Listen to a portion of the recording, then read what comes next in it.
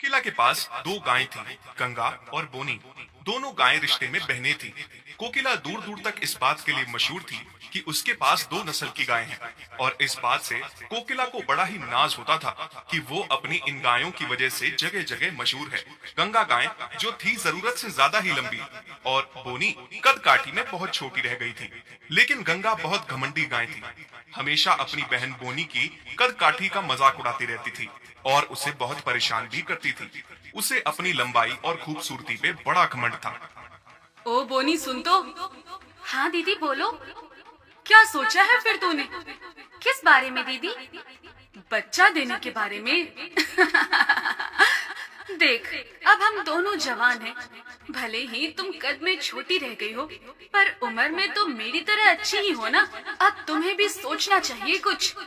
क्या क्या बात कर रही हैं दीदी आप? मेरे तो कुछ भी समझ में नहीं आ रहा है। साफ साफ कहो ना दीदी। कद के साथ साथ बुद्धि भी छोटी रह गई है क्या तुम्हारी? मैं बच्चे के बारे में बात कर रही हूँ। बच्चा होगा तभी तो हम मालकिन को दूध दे पाएंगे ना, तभी तो उन्हें हमसे भी कुछ मुनाफा होगा ना।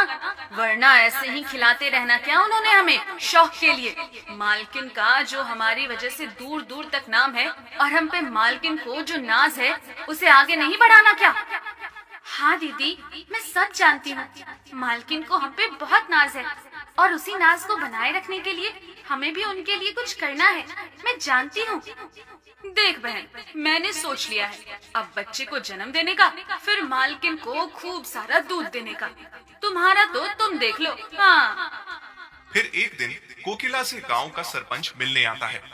कोकिला, मुझे तुमसे कुछ बात करनी है। हाँ सरपंच साहब, बोलिए ना। मेरी बेटी को तुम्हारी बोनी गाय बहुत पसंद आई है, और वो रोज सुबह शाम उसके लिए जिद करती है कि बाबा मुझे वो बोनी गाय ला कर दो, मुझे उसके साथ खेलना है। तुम जितनी चाहो उतनी कीमत ले लो उस गाय की, वो बोनी गाय मुझे दे दो।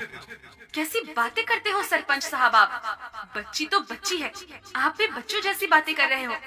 वो मेरी गाय है, कोई खेलने की चीज नहीं है। तो क्या गलत कहा मैंने? मैं कौन सा तुम्हारी गाय मुफ्त में ले जाने वाला था? मुंह मांगी कीमत देने को तैयार हूँ।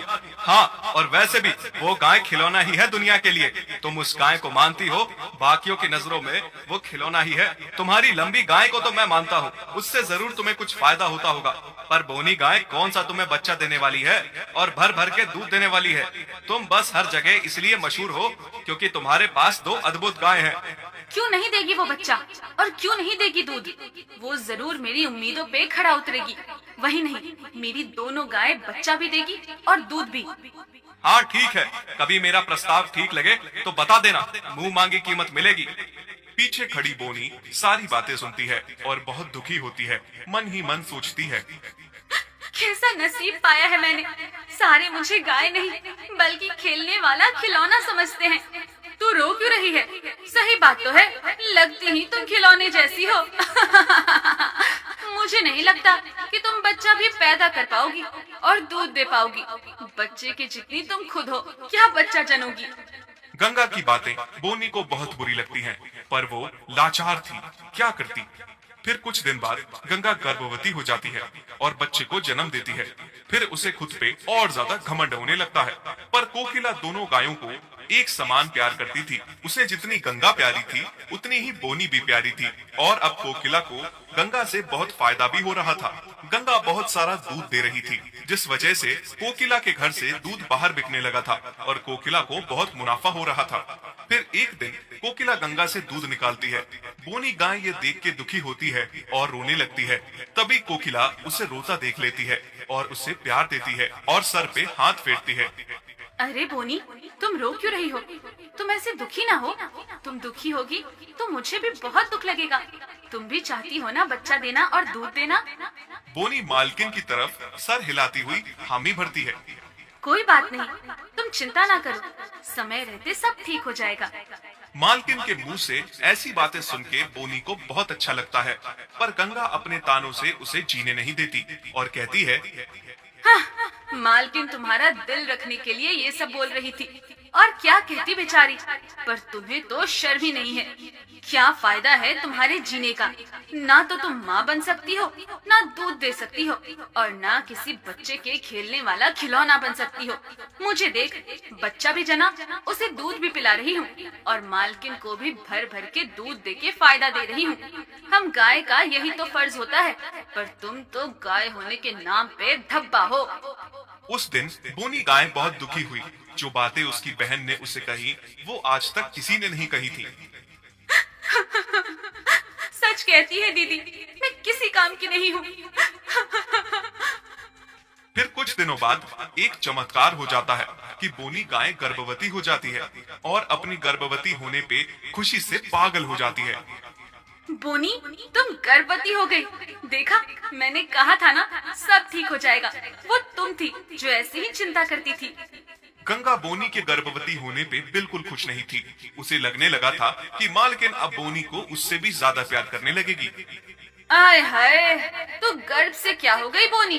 तेरे पाँव जमीन पे भी ना लगने लगे। नहीं दीदी, ऐसी बात नहीं है। तुम गलत क्यों सोच रही हो? गलत नहीं मैं सोच रही हूँ। इतना खुश होने की कोई जरूरत नहीं है। खुद को देखा है तुमने? मुझे तो लगता है कि तुम्हारी तरह ही बच्चा पैदा होगा, बोना सा। और ना तुम मालिक को अच्छा दूध दे पाओगी और ना अपने बच्चे को। तुम कभी संपूर्ण माँ बन ही नहीं पाओगी। याद रखना मेरी बात को। बोनी गाय को गंगा की बातें बहुत दुखी करती हैं और वो फूट फूट के रोती है। अब उसे इस बात की चिंता थी कि कहीं उसका बच्चा उसी की तरह बोना ही तो नहीं होगा। लेकिन कुछ समय बाद बोनी को बिल्कुल स्वस्थ बच्चा होता है और उसे बहुत सारा दूध भी आता है।